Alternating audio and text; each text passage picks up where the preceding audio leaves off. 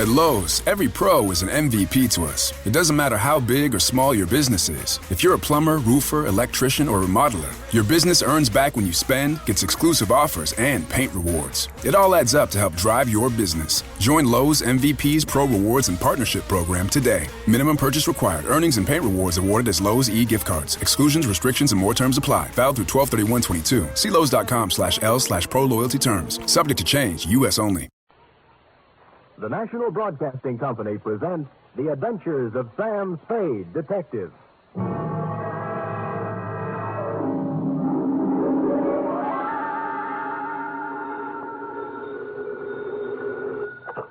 Spade, Detective Agency. Here's I, sweetheart. Sam!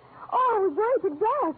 This office, glass all over the floor, holes in the wall. That was just business going on as usual during altercations, F. Well, what was it all about, Sam? They tried, Effie, just tried to pluck my feathers and cook my goose. On Thanksgiving, too. How could they? Oh, they were a mean lot. Are you all right? Hale and hearty, every giblet in place and not a feather ruffled. Did you have a nice Thanksgiving? Oh, it was heavenly. Mama had a turkey dinner, sage dressing, cranberry sauce, candy jams. Hard cider? A little. Come clean, Effie? Well, I had 2 glasses. Everyone was there. Cousin Gertie, Dwight, Mrs. Flash. I was disappointed when you didn't show up, Sam. Did you have Thanksgiving dinner? Sure. Sam? At the Helping Hand Rescue Mission, where there's plenty of free parking and never a cover charge. For further details, consult the report, which I will presently be down to dictate on a tasty chronicle of foul play. The Terrified Turkey Caper.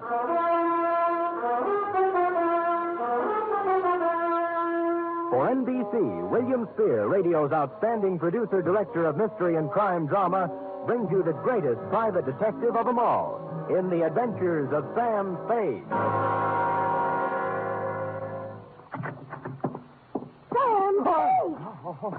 Oh, you were waiting for me. Having Thanksgiving dinner at a rescue mission when Mama cooked it perfectly wonderful. Thank your mother for me, F. Tell her I'll be over to break wishbones with her tonight. And to atone for my social indifferences, here's a little something I brought for you. Oh, Sam, you shouldn't have. It's beautiful. What is it? A blunderbuss. A blunder what? Bus, as in step to the rear of. Oh.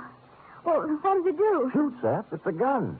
Our founding fathers used it in foraging for feathered food when they settled this abundant continent. And it's mine. To do with what you will.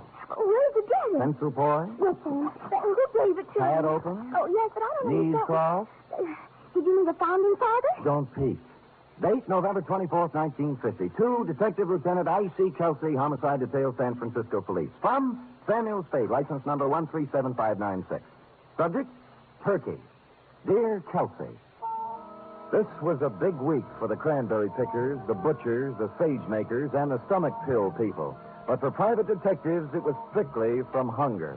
My office door opened only twice a day, once to let me in and once to let me out.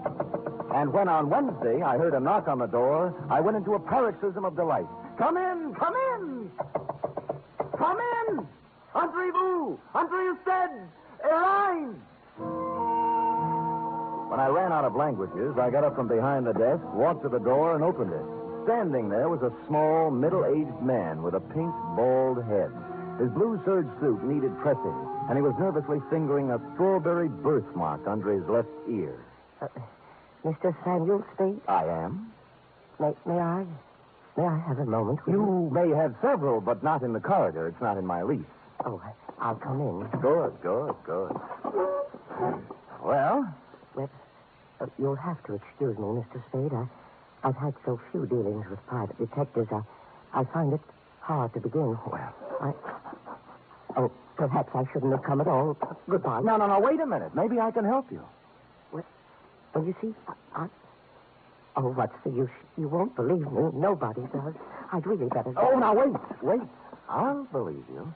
All I ask is a chance. Now, let's start with your name. Oh, what, my name? Yes. Yes, my name. To begin with, you won't believe that. Oh, but I can verify it. Yes, I can. It's on the registration book of the old Colony Hotel, in the 1943 phone book, and on my old driver's license. Well, I'll have to know it before I can verify it. Yes, of course you will. It's Tom.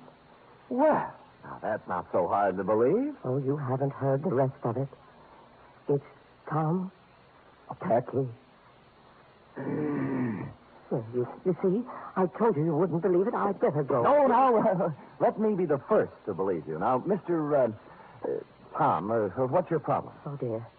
Dear, that's even harder to explain. Well, now that I don't believe. But take a breath and jump into it. Breath, yes. My name's Tom Turkey, and they're going to kill me for Thanksgiving.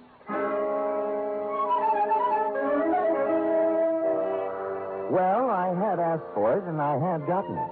And I sat back wondering who had gone to all the trouble to play this funny joke on me.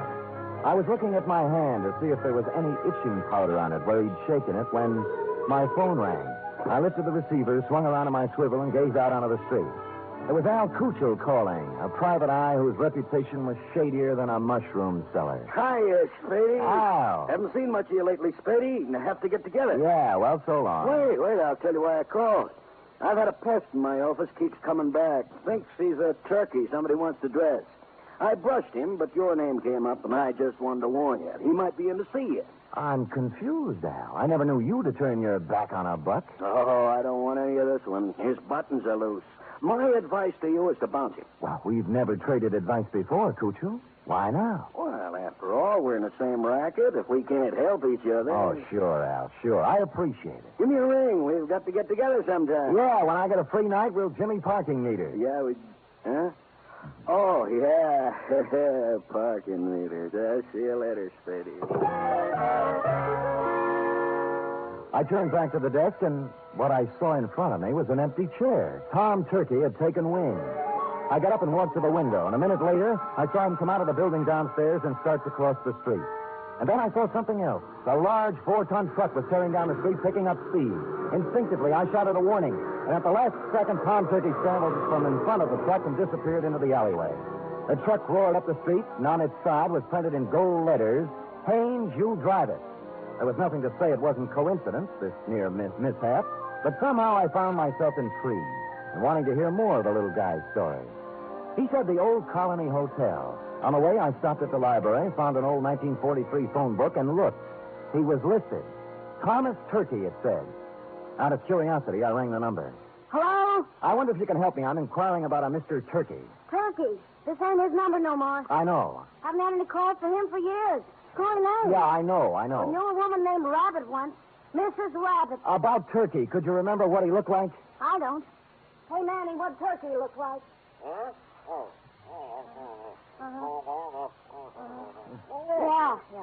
Small man, around 50. Nice fellow, Manny says. Strawberry under his left ear? Strawberry under his left ear, Manny? Yeah, strawberry under his left ear. Well, thank you, madam, for your information, and thanks to Manny. Well, you're welcome, but I don't know what you're going to do with it. Old man Turkey's dead. Been dead for years. Curiouser and curiouser, I thought. They had described the man who came to my office 20 minutes ago, and now he'd been dead for years. I continued on to the Old Colony Hotel. Room, 75 cents, it said. Tom's room was 114. Who is it? Sam Spade. Oh, come in, Mr. Spade. I'm sorry I ran away. I didn't think you really believed me. Well, I'm not sure I do yet. Tell me, was that truck an accident? Oh, I don't think so, no. They made 3 attempts before to kill me. Somebody tried to push me in front of a train, and then a wheelchair full of cement dropped off a building and just missed me, and then I was shot at. Well, who were they, and why would they want to kill you? I don't know. I just don't know. Look, let's tack. Tack? Tack. I dialed your old phone number, and the people who answered said you're dead. Oh, a lot of people think I'm dead. Yeah. Look, do you still want me to work for you? Oh, yes, please. Well, you'll have to tell me more, then. I can't... I guess I'd better tell you everything. Oh, it's hard to talk about, Mr. Spade. It's not easy to admit to someone you've been a foolish man. You see, I just turned 50. I was quite tired of the life I'd led. Proper, dull, and unfruitful, except in money. My business was wearing, and so was my wife, Henrietta. This has a traditional ring. Anyway, to make it short, I decided to run away. One day I drove to work. I parked my car in the middle of the Bay Bridge where the suicide note left it and disappeared. Where did you go? Oh, all over the world. I took a job on a boat. I did. On a boat. And then I settled in Sao Paulo, Brazil, under another name. Now you're back. Why? Well, maybe I got lonely. Maybe I got wiser. Maybe I felt I paid enough for my mistakes. Let's just say I'm back. I want to be with Henrietta. Have you seen her? I checked into this hotel and wrote her a letter saying I wasn't dead. I was back in San Francisco, and I wanted to come back to her if she still would have me. But I told her I wouldn't bother her unless she wanted to see me, that she could contact me here. That was a week ago. And you haven't heard from her? No, and almost right away these attempts on my life began. I see. All right, what's her address? 3118 Monroe. Oh, she's taken her maiden name again. Black, Henrietta Black. Well, come on, let's go. No, I'm not going to see her until she asks me. Well, look, you're going to my apartment. Nobody will bother you there. And you're going to see Henrietta? That's right. Oh, thank you. Thank you, Mr. Spade. You do believe me. I think I'm really ready to face the world again now. I deposited Tom in my apartment with instructions to open the door for no one but me, and then I proceeded to 3118 Monroe in the high-rent district. I was ushered through a comely portico by a Japanese maid who told me to wait in a study heavy with mahogany. In a moment, two people came in. The woman wore a black dress, silver pendant, flat shoes, and a complexion the color of apple meat. She was Miss Henrietta Black and/or Mrs. Tom Turkey. The man turned out to be Leander Luce, the lady's attorney, business manager, and canasta partner. You say you have something important to discuss with me, Mr. Spade. I do? I hope you don't mind my asking Mr. Luce to be here. Not at all. Well, Mrs. Turkey, I just talked to your husband, Tom. Mr. Spade, if you please. I say something? a rather feeble attempt at comedy, Mr. Spade. Oh, I wasn't trying for a laugh. You are Mrs. Turkey, aren't you? I was. You undoubtedly still are. I'd expected to hear another one of these cruel jokes about my name. At Thanksgiving time, Mr. Spade, someone was always going to stuff Tom, baste him, dress him, slice him. This season, they're going to kill him. They are not going to kill him. He is already dead. He's not dead, Mrs. Turkey, and you should not. I should. Yes, he sent you a letter saying he was back in San Francisco and wanted to see you. Mr. Spade, this has gone absolutely far enough. Not quite. What about the letter? I know of no such letter. I see. Well, thank you for your time. I'm sorry I bothered you. Oh, you used bad judgment in coming in the first place. Yes, maybe you're right. There was falsehood in this someplace, Lieutenant, and it stuck out like a fat girl in slack. The only thing to do was to go back to my apartment, get Tom Turkey, and confront Mrs. T with her husband in the flesh.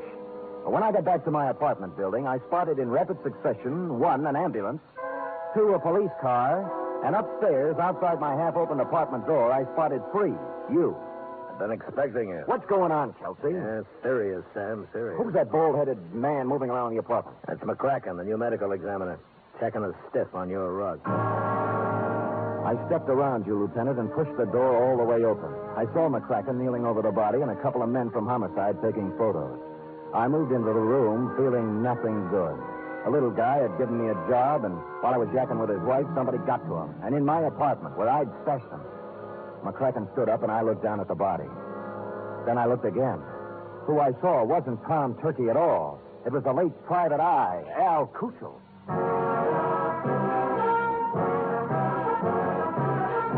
You are listening to the weekly adventure of radio's most famous detective, Sam Spade.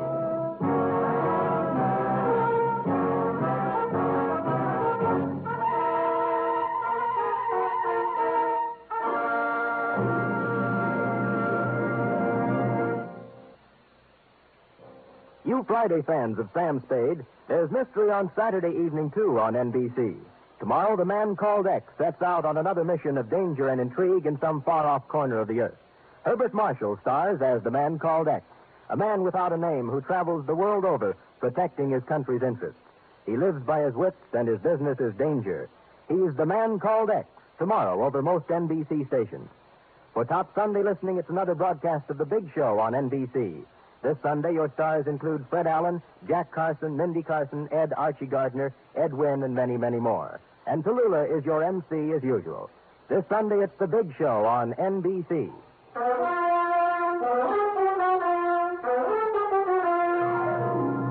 And now back to the terrified turkey caper, tonight's adventure with Sam Spade.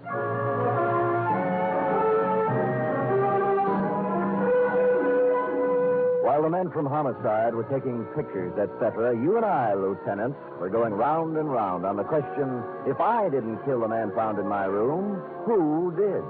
And you were sufficiently impressed with my insult, Kelsey, not to hold me for the murder. We bowed to each other, and I left. Thinking back to the truck that had almost run Turkey down, I went to the Haynes U Drive truck rental garage.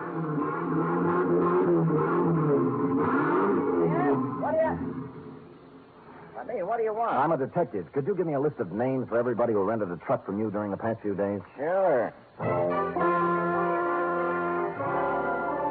He handed me a big registration book, and I read every name for the past week. For the first 5 days, they all seemed to be nice, normal, abnormal names. And then, under the rentals for the day before, was the name of John Smith.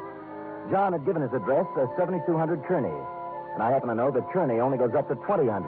The dispatcher said that Smith had returned the truck about 3 hours before. And he remembered him as an ugly, heavy-set, and rough-voiced character who looked like an ex-longshoreman. They had already washed the truck, so the fingerprints were all loused up.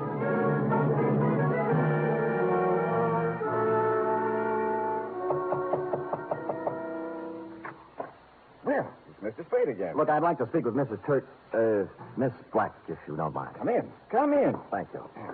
This way, into the den. Right. Well, I was sure you'd look into this affair a little more and realize that it was just a blind alley, a hoax of some kind. Where's Miss Black? Oh, she's upstairs, lying down. The whole affair has upset her, and she asked not to be disturbed. I think the wisest course of action for you, Mr. Spade, is just to let the matter drop. You can't let a murder just drop, Mr. Lewis. The police wouldn't hear of it. Huh? Murder? Who? An unfrocked private detective named Al Cuccio. Well, what does this have to do with Henrietta Black? Al Cuccio called me earlier today and said that Tom Turkey was a crackpot, a little man with delusions. He tried to top me off taking his case. He sounds like a perceiving man. Well, he didn't perceive ending up in my apartment with a bullet in his head. Well, that's too bad, but I still I don't left see... Tom Turkey in my apartment for safekeeping, and when I returned, he was gone and Cuccio was dead. Well, that explains itself, obviously. This detective knew that Tom Turkey was a phony, and Turkey killed him. It can figure that way, and a number of other ways. Mr. Spade, I have no desire to sit here trading subtleties with you. As yet, no one has demonstrated that the real Tom Turkey actually exists, alive. Now, until you do have something more concrete and less mythological, Miss Black requests that you do not come around opening up old wounds. You've made an eloquent point. Just tell me one thing. If I can. When did Tom Turkey disappear? I mean, what month, what day? It was, 1943, November. But I'm not sure of the exact day. I think it was in the third week. Could it have been on Thanksgiving? Very possibly. Very possibly. I returned thoughtfully to my office and did a little rapid mental arithmetic and came up with the number 7. From November 23rd, 1943 to November 23rd, 1950 was 7 years to the day. And I pondered this. What did the number 7 mean to the life or death of Tom Turkey? I had just hit upon the answer and was crying Eureka when my office door opened, unlocked, and a visitor came in unannounced. He was ugly, heavy-set, and looked like an ex-longshoreman. I waited to see if the voice checked. You, Spade? Who shall I say is calling? Yeah, Captain John Smith. And here's my calling card. The first bullet grazed my shoulder and tore the padding out of my coat. The second bullet hit the water cooler, and it crashed over, water and all on top of me. Where the third bullet hit, I wasn't sure at the time because darkness came rushing through my head like a freight train.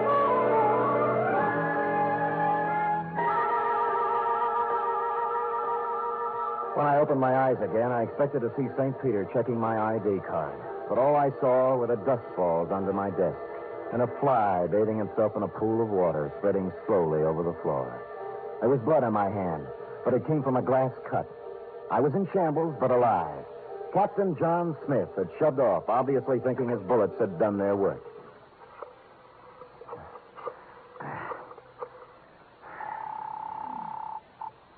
Homicide, Lieutenant Kelsey. Sam, Kelsey, have you found anything more about Tom Turkey? Nothing, Sam. Frankly, I'm beginning to wonder if there is such a guy. Well, clever, Kelsey. A few minutes ago, a gorilla by the name, believe it or not, of Captain John Smith just tried to kill me in my office. Oh, go on, Sam. I find it hard to think. You find it hard to think, period. Really, Sam? Did you get him? No, but my office is a wreck, and there's a hole blasted in my wall big enough to put a basketball in. Well, what did he use, a bazooka? I figured dum-dum bullets. Dum-dum? Well, that's illegal, ain't it? Kelsey, doesn't it strike you as significant that every attempt on Turkey's life has been vicious, as if someone not only wanted to kill him, but also mutilate him? Yeah, now that you mention it. Somebody probably wanted to make identification difficult. Even dead, they didn't want anybody to know who he was. Now, listen carefully, Kelsey. This is real deep. Tom Turkey disappeared on Thanksgiving of 1943. A person has to be missing 7 years before he can be legally dead and his insurance collected. Now, if someone had Turkey insured, they could collect the day after this Thanksgiving, if Turkey didn't show up before. You mean somebody's trying to kill him for the insurance? I would say so, Kelsey. I would say so. Now, hurry up and find him.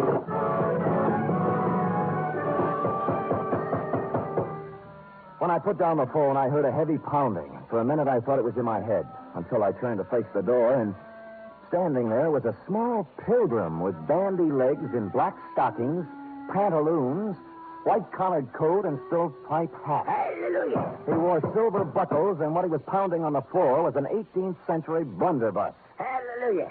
Have I got the right place? Oh, offhand, I'd say so. If you're looking for Captain John Smith, he just left. Pocahontas is expected any minute. Now, don't you go trying to confuse me. I'm too thirsty. What's on your mind? Well, I'm looking for a fellow named Dan, oh, I'm so thirsty I forgot. Sam Spade? Yeah, that's it. Yeah. Oh, you broke your water bottle, huh? Yeah. Good. That stuff's poison anyway. Hallelujah. Hey, say, do you happen to have any hard cider around? Fresh out. Oh. I'm kind of thirsty, you know.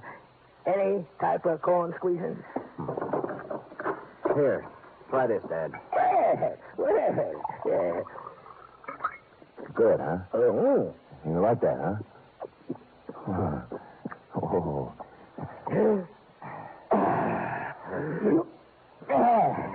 Follow me. But before we go, do you suppose we could have a little something for the road? It's bitter cold. I gave him a little, but not too much, because I didn't want him to lose his way. He walked me right down Market Street so he could look in the liquor store windows. He said it gave him a comfortable feeling to know there was so much good in the world. And then we turned right a few blocks until we came to the Helping Hand Mission. Across its gray front, a banner promised special holiday food and comfort to the unfortunate. And on the street in front of it, there was a brass band sending out signals to the fraternity that any minute the great feast of Thanksgiving would begin. The band members and other volunteer workers were all dressed as pilgrims with quaint conceit. My pilgrim led me to a dark corner of the clubroom, and sitting there unhappily was none other than Tom Turkey. Hello, Mr. Spade. Oh, hello, Tom. What happened to my apartment? And why did you run away? Well, I was afraid. You told me not to answer the door until you came back. Well, somebody knocked on the door and said Fri Jul, so I opened it, and 2 men came in. Tell me, was one of them Al Cuccio? Yes, the detective. The other man was a big, ugly-looking fellow, and when they saw I was alone, they started arguing. About what? Well, the detective said that now that he'd brought the ugly man there, he wanted his money. Yeah? The ugly man pulled a gun, and they started to fight. Oh, dear, I slipped out the door, and when I was halfway downstairs, I heard a shot and kept on running. Well, Al Cuccio is dead. Oh, my. I thought so. This was the only place I could think of to hide. Oh, when Henrietta finds out I've been mixed up in a murder, she'll never take me back. Henrietta. Hey, tell me, did your wife ever have any insurance on you? Oh, before I ran away, she did. A $50,000 policy, but, that would have lapsed by now. Maybe. Did it have a suicide clause in it? A suicide? Yes. Well, no. No, it didn't. I remember. Yeah, you'd like to talk to Henrietta, wouldn't you? All right, here's her phone number. Call her up and tell her where you are. Oh, dear, I don't think I could. I'm too frightened. You've got to do something to help yourself. If you don't, by midnight, you might be a cold turkey. Oh. I'm sorry, it just slipped out. All right, I'll do it.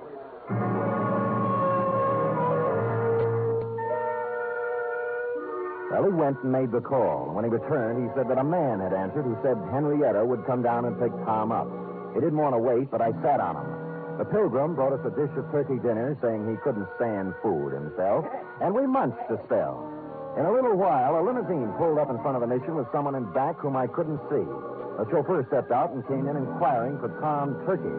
It was Captain John Smith himself. When he saw me, a look of shocked surprise came over his unhandsome face. Hoping to catch him off balance, I drove at him. It was the liveliest thing that has happened at the Helping Hand Mission in years, and we had a good house, too. Money was even changing hands. When I heard the odds starting to go against me, I realized I'd better come up with something. Here, use this, partner. And I did. The bandy-legged pilgrim shoved his blunderbuss right in my hand. And I swung. Smith dropped like pheasant on the wing. I looked up. The passenger from the limousine was just coming in.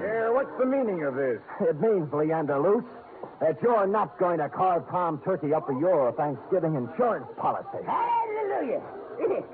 Drumstick, anyone?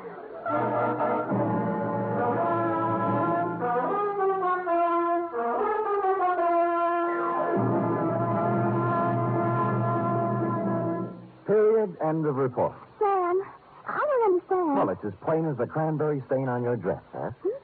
Luce, as Henrietta's business manager, had her power of attorney. And secretly, he kept making the payments on Tom Turkey's insurance policy. Oh, and then he'd collect for Henrietta and keep the money himself. Effie, sometimes your lightning mind frightens me. Now, go type that up. 3 chimes mean good times on NBC.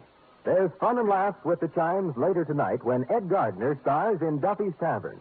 As usual, Duffy won't be there, but Archie the manager will definitely be on hand to serve his blue plate special of grilled English language. This Sunday, the big show comes your way again. Tallulah will be your hostess, and the stars include Fred Allen, Jack Carson, Ed Wynn, Meredith Wilson, and many, many more. It's the big show, Sunday on NBC.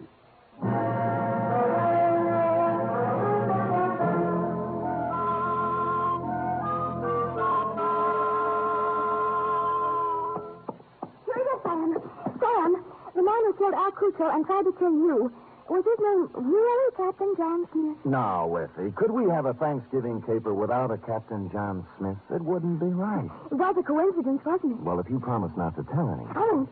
His real name was Michael Giuseppe Yablonsky Smith. I called him John for short. You're so kind. Are we going over to your mother's for cold turkey snacks? Well, all right, but I don't think there'll be much left. Oh? You see, my cousin Judy couldn't find a little boy.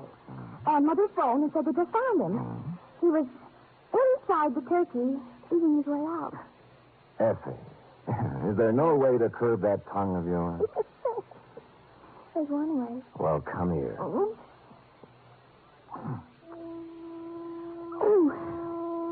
good night, Sam. Good night, sweetheart.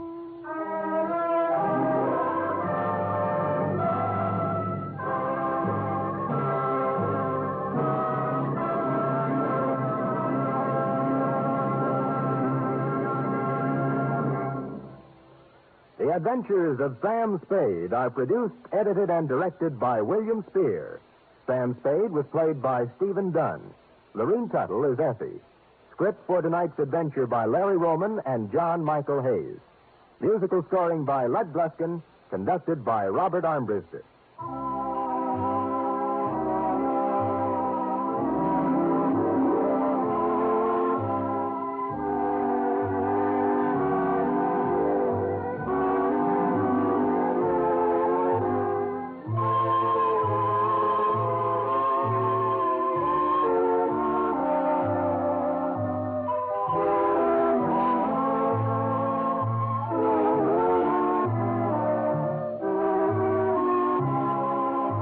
Join us again next week, same time, for another adventure with Sam Spade.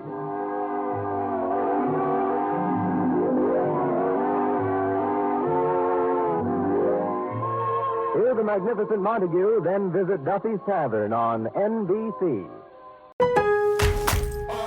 At Lowe's, every pro is an MVP to us. It doesn't matter how big or small your business is. If you're a plumber, roofer, electrician, or remodeler, your business earns back when you spend, gets exclusive offers, and paint rewards. It all adds up to help drive your business. Join Lowe's MVP's Pro Rewards and Partnership Program today. Minimum purchase required. Earnings and paint rewards awarded as Lowe's e-gift cards. Exclusions, restrictions, and more terms apply. Valid through 12/31/22. See Lowe's.com/L/Pro Loyalty Terms. Subject to change. U.S. only.